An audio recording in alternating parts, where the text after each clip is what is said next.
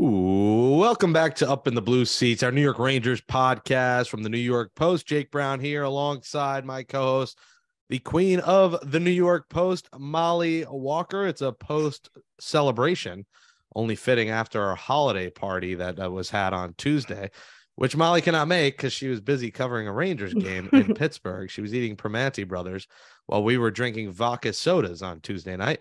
I don't even think I got an invitation, to be honest with you. Well, maybe it was in your spam email. I don't know. But yeah, I woke up hungover this morning. The Mets signed Carlos Correa and had to record a podcast after about 6 or 7 vodka sodas. But the Rangers had 7 vodka sodas, and then maybe they had a martini after that. And the martini didn't taste as well as the vodka sodas hit, losing on Tuesday, ending their 7-game win streak. Ethan Sears, Islanders reporter for the New York Post, Islanders beat writer, is going to join us in a few minutes. The voice of the Rangers on MSG Network, friend of the program, Sam Rosen, will join Andrew Harts and I in a little bit as well. But Mollie, all good things do come to an end, and unfortunately, some undisciplined play, a lot of penalties, equals a Rangers loss. But it was a fun ride while it lasted. It was a great game. It was a really, really great game. I'll tell you, the atmosphere was pretty epic. The fans at PPG Paints Arena were invested, as you can imagine, as were the Penguins. And I think that a lot of the Penguins' poor play in the beginning, you could attribute that to just how much emotion they were playing with. I mean, obviously heartbreaking 7-game first round series in the playoffs last season. They lost to the Rangers in overtime, game 7, that crazy Artemi Panarin goal. Heartbreaking way for them to finish their season. And this is the first time both teams were meeting this season. And there was just a lot of emotion coming out of the Penguins and their play. And it kind of, acted against them, I think. So they didn't look too good in the beginning. And the Rangers were playing really well. Honestly, some of the best hockey that they've been playing lately, because, not even all of the 7-game win streak has been perfect or pretty, but they looked really good. They were controlling the play, controlling the pace, put in a goal, and they just, as it's happened many times this season, just couldn't get another. Just lots of posts, 3 to be exact, and that's just become the story of the Rangers season, honestly, so far. So a couple undisciplined penalties, like you said, Jake, especially from Sammy Blais. I mean, that was a really tough play.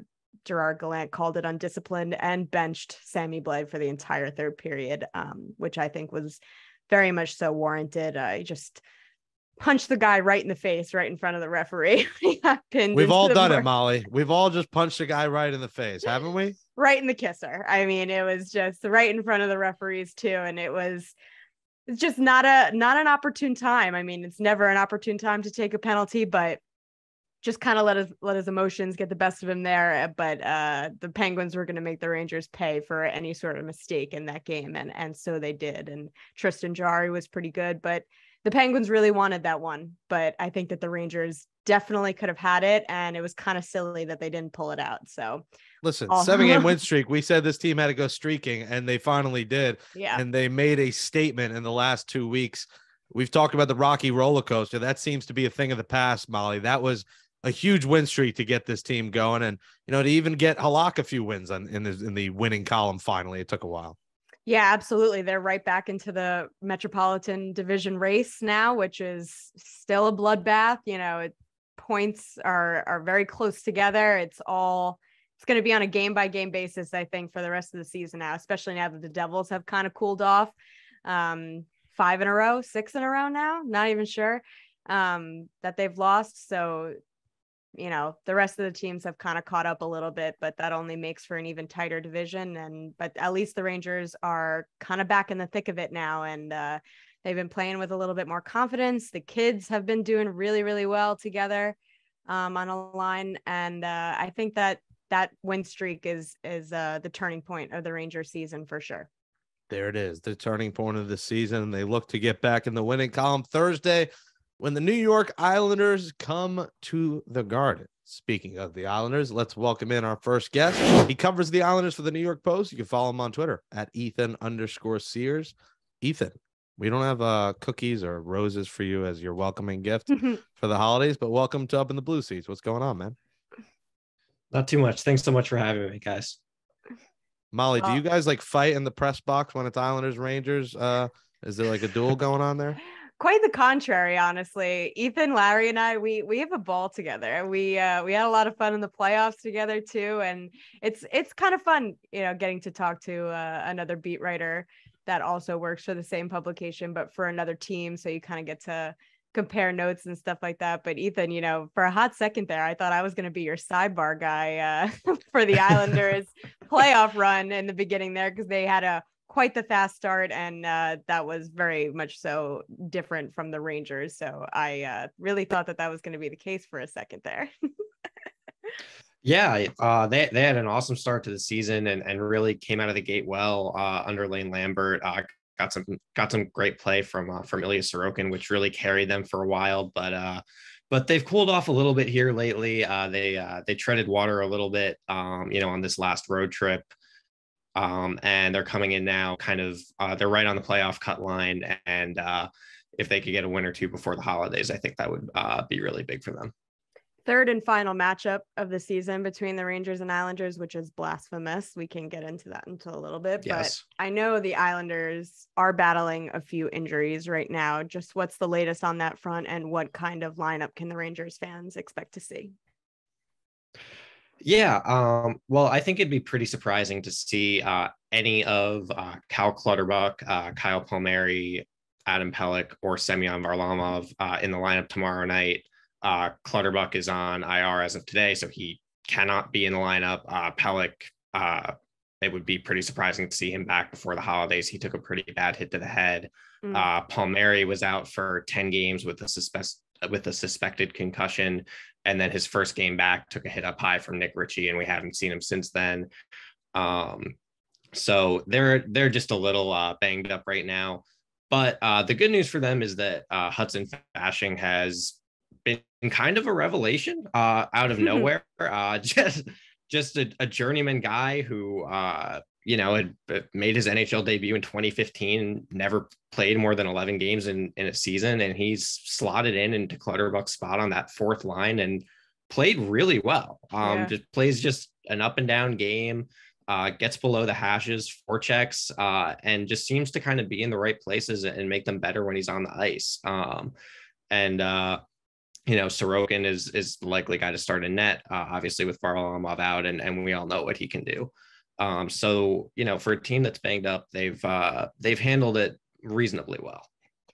I will happily state here, my early season prediction included Ilya Sorokin winning the Vezina Trophy. What do you say to that from what you've seen, and is it a possibility, do you think? It's definitely a possibility. When you look at this team, their advanced numbers, if you're a believer in the expected goals and that kind of thing, they don't show that they're that good of a team. And you look at why there's that gap between their record and the expected goals or the Corsi or what have you. It's pretty much all Ilya Sorokin. It's honestly it's pretty similar to what Igor Shesterkin did with the Rangers last season. And this season. And this season lately. And it's not so much of a coincidence that over these last couple of weeks as their play has dropped a little bit, it's been not even that Sorokin has played poorly, it's that he just kind of has been a little bit more normal or average. He just had a handful of games where he wasn't quite himself, and all of a sudden he's on a 5-game losing streak. But he came back the other night in Colorado, had 46 saves and a shutout, and they couldn't get a goal for him. Ended up losing that game in a shootout, but that seems to have righted things for him. It's like the same exact kind of story for the Rangers. It's quite funny, but I feel like the Islanders had a bit of a chip on their shoulder coming to this season after how things went for them last year. You could probably attribute their fast start to that, I would say. What's your assessment of why they've cooled off on this little stretch here? Do you feel like it's because of the slew of injuries, or what would you say it is? I think that definitely plays a role. Losing Adam Pelech in particular is a big deal. You know, as you know, he's just a stalwart guy back there, and him and Ryan Pulock are really, you know, they're out there for 20 minutes a night. You know, usually against the other team's top line. So, you know, all of a sudden you're replacing him with Robin Salo on that pair, and it's just not quite the same. And you know, they really were relying on their goaltending to be, you know, incredible every night. And when that goes from incredible to just good or just okay, it's a big difference. So I think those are probably the two biggest factors. I wanted to talk to you about, because I feel like, is there a possibility that the Rangers and Islanders are going to both be pitching to Patty Kane for the trade deadline? And you had a very interesting conversation with Matt Barzal, who I feel like is always a pretty good quote. So I just wanted to kind of hear about that conversation, because I'm sure that was an interesting one. Yeah, I definitely think there's a possibility of that, and it'll be interesting to see how it goes if so. But you know, Matt Barzal, he's a guy who just he lives and breathes hockey and goes home and watches all the games on ESPN Plus. And you know, I asked him kind of, you know, he's seen the rumors. What does he think of it? And he said, I would love to play with Patrick Kane, and I think his game, you know, really fits well alongside mine, which you can't really argue with that. You know, we've been saying for a while how much the Islanders kind of need, you know, not just scoring on the wing, but a guy who can, you know, fit well with Barzal, right? And he's got a very unique game, the way he skates, the way he sees the ice. And Patrick Kane can kind of fill that hole for them. So it'll be really interesting to see, you know, if they can make a run at bringing him to Long Island. Obviously, they've tried to bring those big name guys there in the past and lost out to Artemi Panarin a few summers ago to the Rangers. So, you know, they'll hope that this doesn't end up being a repeat, but it'll be interesting to see as we get closer to March what unfolds there. I was going to say, can Lou Lamoriello's ego take one more big player's rejection? Is it like, I don't know if he can. I don't know if the organization can handle it. It would, well, because you think about it, right? And 2 years ago or 3 years ago, you know, when Panarin made that decision, it's, you know, you're playing at the Garden over, you know, a pretty decrepit Nassau Coliseum. Right. And now they've got, you know, UBS, this brand new state arena of the art that in theory is going to, you know, help them draw some of these guys. Their practice rink is, you know, one of the better ones in the league. And they think that they can, you know, start to sell guys on this. We didn't see that too much during this free agency, you know, maybe in part because they didn't quite have the cap room to do some of the things that they were rumored to do. But if it ends up being, you know, them and the Rangers for Patrick Kane, it's going to be an interesting test for this theory. I wonder if Patty Kane would rather play with Matt Barzal or Artemi Panarin. I'd like to hear from the fans. Right. Because we know that him and Panarin were best friends in Chicago, right? Absolute boys. Oh, you should have seen them the other night in Chicago, chucking pucks at each other and just like messing around. I really kind of wanted to ask Artemi at the end of that game, but I never got a chance to because there was too many people around. But I wanted to just be like, oh, you think Patty Kane wants to come to New York now after that one? Because the first time they played them, Patrick Kane is probably like, I'm not going anywhere near New York, you know, like I don't want anything to do with that. But at least the second time around, they made a little bit of a better showcase, I would say. Right. And the thing I thought was interesting about that weekend is they came to the Garden and kind of, you know, blew out the Rangers, and that was kind of the nadir of the Rangers season. And then the next night, the Islanders just shut him out at UBS. And I think I actually wrote that night, if this was an audition for Patrick Kane for both of these teams, then the Islanders had the better of it. Absolutely. I got to ask, as a guy who goes to both, the Islanders food is pretty good at UBS Arena. They got that big chicken sandwich that they have there, the colored bagels that they got going. As a guy who goes to both, Ethan, what do you prefer? UBS Arena food or MSG food?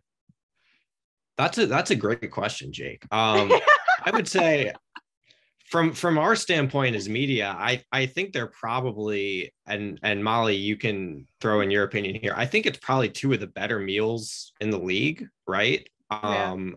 And the I think the media food at UBS was probably a little bit better last year. It was, it was the first year they wanted to kind of flash what they could do a little bit. And I like the concourse food at MSG a lot. They give us that voucher that's pretty nice. You get some options. I don't know. I don't know which one's better. It's close. I haven't had much of the concourse food at UBS, so I'll refrain from commenting on that. But Molly, that's hard hitting journalism right there. It really is, Jake. No, it absolutely is. But wait, is Ethan? Is it, I don't know why I'm blanking out. Honestly, all the arenas, they just like melt together for me.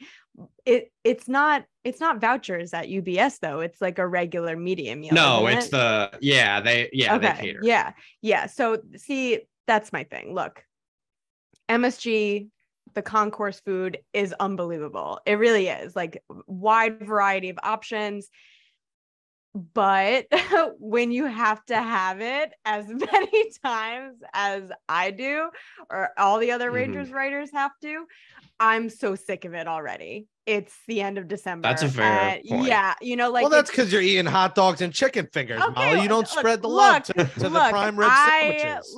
I am a very picky eater. I'm fully aware of that. Yes, I like my rotation of things that I get, which I have more of a bigger rotation than that. But still, because I just have a rotation of things, I am so sick of it. I was saying this to the other writers the other night. I was like, I don't want to eat anything. I was like, I'm not in the mood for anything because I've had it all. No joke, 10 times each already. And I'm just sick of it. So if you're asking me, I prefer the catered meals. I think it's a nice touch. It's on a rotating basis. It's something different almost every time, or at least more spread out. I cannot with the MSG concourse food anymore. I'm sick of it. I'm about to start bringing bag lunches. Well, you like it handed to you as well. You like the catered that you don't have to walk around the whole building to try and find something. That's what you like to.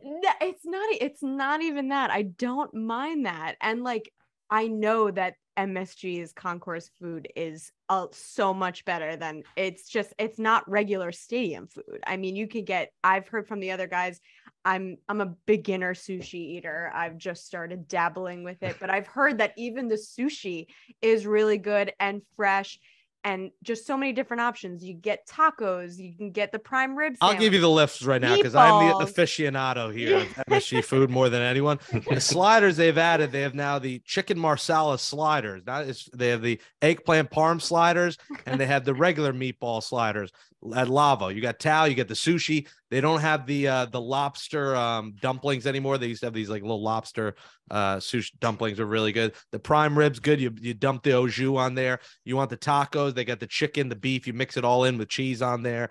If you want a glizzy like Molly, you get the glizzies over there. The chicken. The prime rib is always the prime rib's good. Whenever I have friends, family, whoever come to the garden and they're like, oh, what should I eat? And I don't even like it. I've never even tried it, but I always tell people to get the prime rib sandwich just because of how highly talked about it is by everybody else that has eaten it before. And listen, it's the fourth night of Hanukkah, so you got to get a pastrami at Carnegie Deli in honor of our Jewish brethren as well.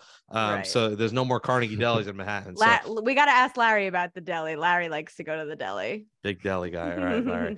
All right. Well, Ethan Sears, check out his work at the Post. Ethan_Sears. We will see you at the Garden Thursday, and thanks for coming on Up in the Blue Seats. Yeah, thanks so much for having me. I'll see you guys then. All right. Sam Rosen will join us on Up in the Blue Seats next. Welcome back to Up in the Blue Seats podcast. Jake Brown and Andrew Harts here with a friend of the program, longest tenured active broadcaster in the NHL, one of our favorites, the Rangers play-by-play man for MSG Network, Sam Rosen. Sam, welcome back to the show. Sorry to make you feel old there by saying that, but it is a cool fact that you have there. It's actually an honor, because as I go around the league and I see a lot of friends and a lot of people that I've gotten to know, it's almost as if they're saying, hey, they're acknowledging that. And hey, I've been lucky enough to stick around, so I have to accept that, and that's just fine. I love it. What's the year total at? What is it at now? This is year 39 doing the Rangers on TV. Is that like a dream? Like when you're a kid and you're a Ranger fan, and now you're going on year 40 coming up, calling New York Rangers hockey. I mean, that'd be something I dream of as a kid. I think one year would have been a dream. This is like the ultimate experience, because growing up as a kid, I got to go to games for all the teams. I got to go to Ranger games on Sundays, went to Yankee games in the Bronx. The first baseball game I ever went to was a Dodgers game in Brooklyn, Knicks games and games at the old Madison Square Garden. So to wind up doing the play-by-play and calling the games as long as I have for one of the teams that's close to my heart, and now has become one of the biggest parts of my life, that's just an unbelievable experience. Sam, I mean, you've seen quite a bit, and I mean, getting to do it from the Garden, the world's most famous arena. What's your favorite part about essentially being at the Garden all the time? I know I've heard from players that the ice plays really well, but from a broadcasting standpoint, I know once they implemented the Chase Bridge there, to have that kind of vantage and viewpoint, how's it calling games at the Garden? How's it changed over time, over your past, career? Well, it was always exhilarating to walk into the Garden, just for what you said. It is acknowledged to be the world's most famous arena, no matter what, whether it's boxing, whatever sport. It used to be when I was younger, there was the best track and field, the Milrose Games, indoor track and field at the Garden before the Olympics took place. College basketball, high school basketball championships were huge.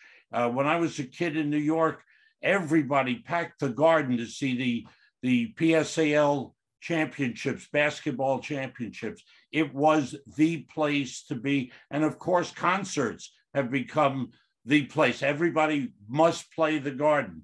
So to be there is always a tremendous feeling of excitement walking into the building.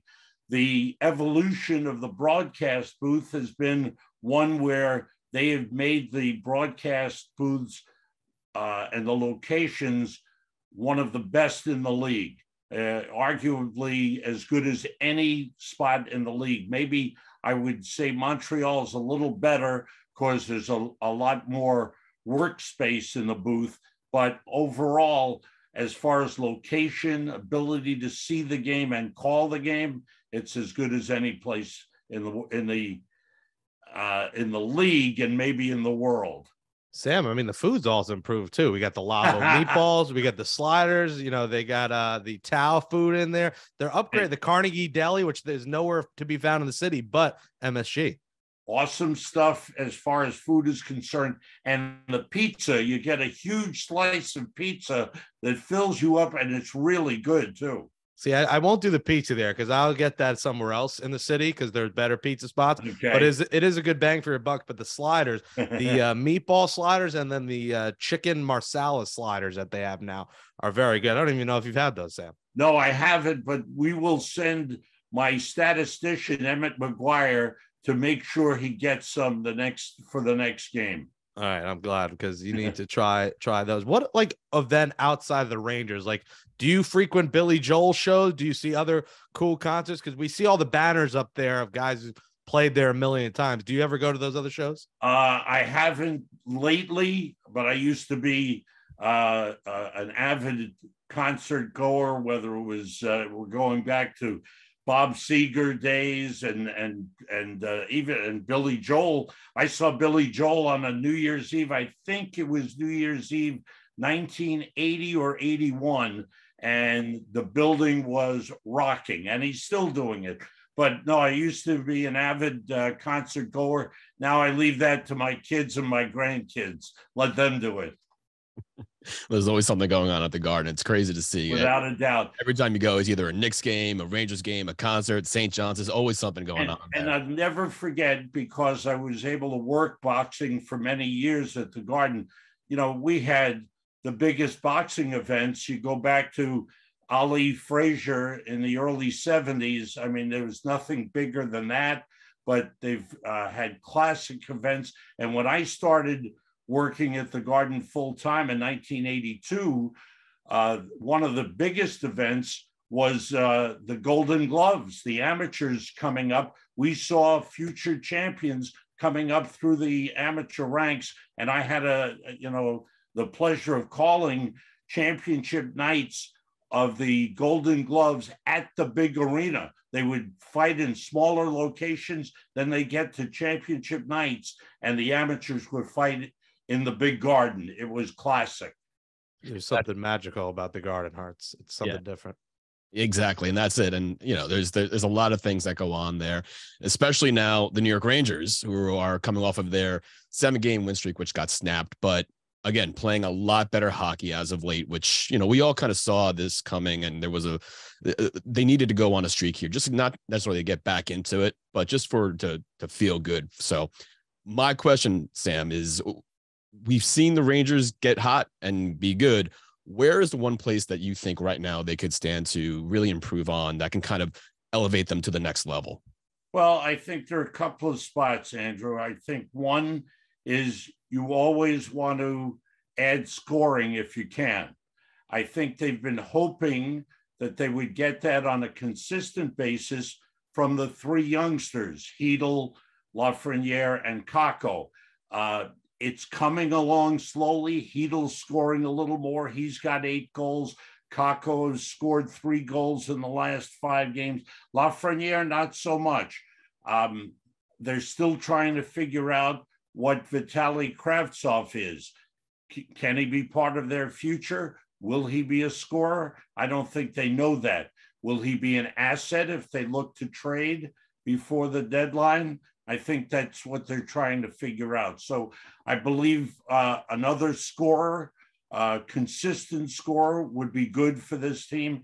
And the other thing would be getting scoring from those 3rd and 4th lines. The young kids, as I mentioned, but also from the 4th line. Sammy Blais has been physical, but he's still not 100% from the ACL that he tore over a year ago. It still affects his play, and he hasn't scored a goal as a New York Ranger. Julien Gautier's got great size and great speed, doesn't finish on a regular basis. They called up Johnny Brodzinski. He's helped out face-off wise, hustle wise. They can still use a little more. If they could get a few goals here and there, that would also help them. And a little depth defensively. I think they're very pleased with the way Ben Harper has played.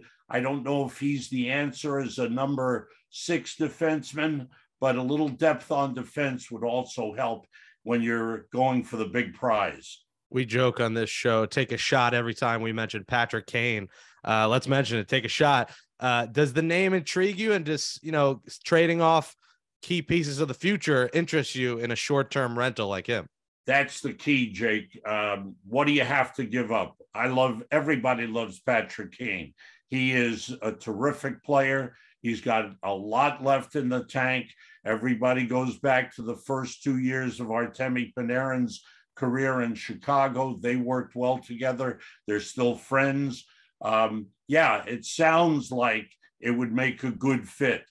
Late season trades, you never know how they're going to work out. When Marty St. Louis was acquired from Tampa and came to the Rangers, and the rest of the regular season, he went 19 games, he scored 1 goal. Came alive in the playoffs, the emotional loss of his mom during the playoffs, but everybody rallied around him. He played well in the playoffs and certainly helped the Rangers get to the Cup final. So that's always a big question. Kane would certainly be a great addition. He would fit in, as I mentioned before, as a scorer. He would help provide offense. He's played in the biggest games there are. The only question is, what do you have to give up to get him? Do you have to give up one of the 3 young players that you feel are key to your team? Do you have to give up more than that? How much, whether it's future prospects or draft picks, how much do you have to give up to acquire Patrick Kane? Well, I mean, especially getting a piece like that would be huge. And we saw what Drury did at the deadline last year. And that, again, elevated them and took them, really helped propel them to the playoffs and got them deep in there. Another piece the guys he brought in, he never broke up the core of the team. And the guys he brought in were really excellent complementary players, if you will. Kopp really was a great addition because the coach could move him around, played him on the first line, played him on the wing, played him on the third line. He was an excellent addition. Tyler Mott was a good fourth line player. Frank Vetrano, he came in and just shot the puck. That's all everybody. We were in Pittsburgh yesterday. They said, hey, Frank Vetrano, he really hurt us in the playoffs. And I said, yeah, because as soon as he touched the puck, he shot it and it started to go in the net. So, yes, Chris Drury made some really astute moves that helped the team last year. And I'm sure that's the focus of what he's doing between now and March 1st. And that's the thing. And I can't put anything past him at this point, especially with what he did last year and not really giving up as much and being able to hang on to the key core pieces for the Rangers. Another core piece for the Ranger, though, is Igor Shesterkin. Again, coming off of his fantastic year last year, one of the things on this podcast that was mentioned was that the Rangers will only go as far as Igor can take them. And now Igor in his last 7 games, he's 6-1, averages 2 goals allowed per game, obviously gave up a couple of goals here or there, but a few 1-goal let-ups. The thing that amazes me with the Rangers, and especially with Igor Shesterkin, I was doing a little research before this, when you look at the goalie lineage that the Rangers have had, especially going back to 1989, Mike Richter, then you go to Henrik Lundqvist, and now you have Igor Shesterkin. And before Mike Richter, there was John Van Beesbrook. And you had the Beesbrook. Exactly. So it really is impressive, especially it's very much like a quarterback for a football franchise. If you're able to find that one guy and he can get you on that streak and take those, take it for 10 to 15 years, it's amazing. What about Igor? Can you compare him to with like Hank and Beesbrook and Richter, that he kind of has that goalie mentality for the big spotlight, the big stage of playing for the Rangers and at the Garden? When I look at Igor Shesterkin and you want to compare him to Henrik Lundqvist, I would say they both have that competitive fire, hate to lose, hate to give up goals in practice, work very hard in practice. Henrik was a workout fiend, a practice fiend. And I don't know that I would put that same label on Igor Shesterkin, but he works. He's out at every practice. He doesn't take practices off. There are no maintenance days for him. He's out there and he's working on his game. And when he gives up a goal in practice, he'll bang the stick against the post. So his competitive fire is right up there with Henrik. The only big difference is the longevity factor. How long will he last? Henrik was also great shape in his career, rarely injured, rarely missed games. And starting out, Igor is the same way. So those are great positive signs. I would say to you that, yes, if Igor Shesterkin got hurt, the Rangers would have a serious problem. The backup situation right now is adequate. It was better with Alexander Georgiev, but it was time for him to move on. And you can see what he's doing. He's playing very well in Colorado. So that's a situation that has to be monitored, considered, but in the era of salary caps, it's tough to spend that money. They had to let Georgiev go because he wanted more money. And Shesterkin already is making good money. And in a couple of years, it's that good money is going to become great money. Mm-hmm. So that's always a big factor and consideration. But yes, right now, the goalie situation is excellent. You have a young goaltender, competitive fire, wants to be a champion, and the team respects him and plays hard for him in front of him. You ever get tired of saying Shesterkin 1,000 times on broadcast? Sometimes I get a little too much saliva in my mouth and it comes flying out. Well, you mess up one letter and it becomes profanity laced. So you got to be careful when you're saying it, Sam. Maybe that was the early days. I've gotten used to Shesterkin. Yeah, I mean, I'm surprised you don't say Igor more. I guess it's his name. You don't say Igor as much. I did last night because the crowd, the Penguins fans were chanting Igor, Igor. So I followed it up with Igor makes a save or Igor does this. But that's a good point. But you know what? It's just quick identification and it just comes out. How do you prepare for a broadcast? Do you get like a Bigelow tea with you? You sipping on tea the whole game? How do you prepare mentally, and how do you prepare the voice for, a 3-hour call? Mentally, it's all about information about the team that we're playing, making sure that I've seen video of recent games involving the team, statistical information, and then notes. And then, of course, Joe and I always talk to the other team's head coach. And if we're at a morning skate, as we were yesterday in Pittsburgh, we talked with Sidney Crosby, we talked with a couple of others, and head coach Mike Sullivan. And you put that in the pot and you have it. You may not use all of it, you may use only 50% of it, but you have that information stored up so you can go on the air and give what you like to do, what Joe and I like to do, what John Davidson and I like to do, and that is a balanced broadcast. Make sure everybody knows there's another team on the ice that's trying to play as hard as the New York Rangers and trying to beat them. And last night was the perfect example. Two teams that just met up in the playoffs, that will probably meet up again in the playoffs. You want to give them the fair share. And of course, they have future Hall of Famers on their team. And I think fans appreciate the fact that they're seeing the greatest players in the game on our air. And do you drink tea? What's the voice? No, I'm a sparkling water guy. Oh, okay. On the plane, it's Pellegrino. If it's at home, it's seltzer, Poland Spring seltzer. So I'll give them a plug. But I like sparkling water. If there's none, if I don't have any, it's just straight water. It's the easiest thing to lubricate.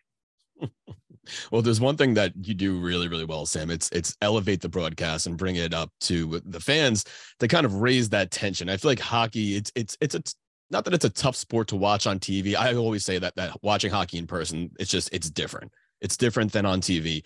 And you and Joe both do a great job of at least bringing us into the arena and really heightening certain big plays. So I guess the thing that I'm curious for you, what goes into making the perfect call for like the big play? Like there was a lot of talk when Aaron Judge was racing for his 60-second home run. What's the call going to be like? Everything like that. And you even saw it with Alexander Ovechkin, where he just, his scored huge goal and everything. And there's a little steppage from Chris Chelios on the ESPN broadcast. But what is it about the big call? How are you able to like get it in your mind? Do you have the idea, set before it happens, or are you just kind of on the fly and let it come out as a natural? I think the more natural it comes out, the better it is. I don't think you can rehearse lines. I think you, in your calls, you might want to include some kind of information, like if you're talking about Alex Ovechkin and his 800th goal, you want to make sure that you point out the key information. But I think to me, it's always been the moment, the excitement of the moment. And especially in hockey, as you pointed out, Andrew, it's anything can happen in a snap. You go from offense to defense and vice versa in a heartbeat. The transition game now is faster than it's ever been. So if there's some big moment coming up, like if you're in overtime in the playoffs, Game 7 with Panarin scoring the game-winning goal, I think you just have to make sure that you're ready for the moment. It could happen at any time, but don't be talking about what you might be doing on the weekend or where you're going on vacation when you've got this great moment that could happen in a second, and a game could be over. Rangers could score a great goal, or the other team could score a big goal, and you want to make sure that you capture the moment. And I think working together with someone as long as I did with John Davidson, with Joe Micheletti, we're in our 17th year together. There's an understanding. You want to get some stories in, you want to be conversational, but there are points where you can tell, okay, here comes a big buildup. Hey, if it's 4-1, we won't worry about it. But if it's 2-2 and there's 2 minutes to go in the game, and this is a big game, you want to make sure you're on the play. Yeah, absolutely. And that's the thing. And you and Joe, especially being at the Garden, like I said, just do such a great job of constantly keeping us fans in the Garden with you guys. So appreciate that. One more thing from me before we let you go. And this is just a completely out of the blue question, but we've seen the Rangers play at Yankee Stadium, Citi Field, Citizens Bank Park for the Winter Classics and, the winter games, whatnot. Are there any special venues that you, as in, even just a hockey fan in general, that you would like to see the Rangers play at? Any sort of, wacky kind of, spatial setting? Because I mean, even they've done like in Minnesota in the woods and the backyard stuff like that. Are there any that come to mind for you? You want to redo Mystery Alaska? Is that what you're looking for? There you go. Boy, that's a tough question. We actually, one year in 93, 94, when Mike Keenan took over, that season, before the season started, we did preseason in England, and we played in Wembley Arena. Oh, now, wow. If we played again at Wembley Stadium, a hockey game, that might be something special. But we played the French's Mustard Cup, 2 games against the Toronto Maple Leafs preseason at Wembley Arena. But now if it were a regular season game in Wembley Stadium, that might be fun to do. Wow, French's mustard. I'm more of a ketchup guy, but I can respect a good mustard tournament. Sam Rosen with us. One more question for you. Is this team, can you see them going on a cup run this year, or do they need help? As currently constituted, can they go on a run, or is there too many good teams ahead of them in the East? I think the Rangers are one of the good teams in the league. I think they showed that in their run last season.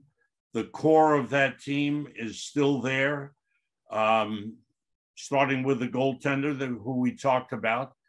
So I think as constituted, they are competitive.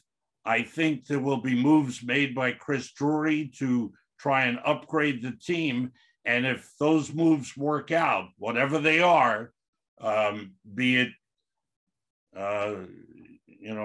Patrick Kane or whomever, I think that this team, having the experience of last season, high-end players, Zibanejad, Panarin, Fox, Kreider, that's a solid core of players, championship player like Barclay Goodrow. They have the makings of a championship team. They probably need a little more and a little luck, as all teams do.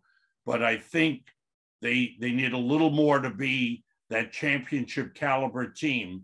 But I think the general manager will make the moves that he thinks will help them get there. So, long-winded answer to your question. It's a good team amongst a lot of good teams. Are they the best team? Not right now, but if they improve a couple of players, add a couple of spots, I think they have the makings of a team that could make a run similar to last year, where they were 2 wins away from reaching the Cup final. And who knows? Yeah, again, if you get lucky, right matchups, that they could be a team that makes a strong run at the Cup. Is it just Rangers the rest of the way for you broadcasting? Are you any more NFL down the road, New York Cosmos, or is it just Rangers now? No, just Rangers right now. The NFL, I had a long run with Fox of 25 years, and the pandemic hit and changes were made. And certainly I understand that. And I love the people at Fox. They were great to me. It was a great experience. It started with the NHL package in 1995, evolved to the NFL. So very happy with having been there, but now it's all Rangers all the time. Love it. You can catch Sam Rosen, of course, on the MSG Network, calling Ranger games. Sam, always great to catch up with you. Happy holidays, happy Hanukkah, Merry Christmas, Happy New Year, all the above. And we appreciate you coming on up in the blue seats. Jake and Andrew, thank you so much. You'll always enjoy it, and best of the holidays to you both.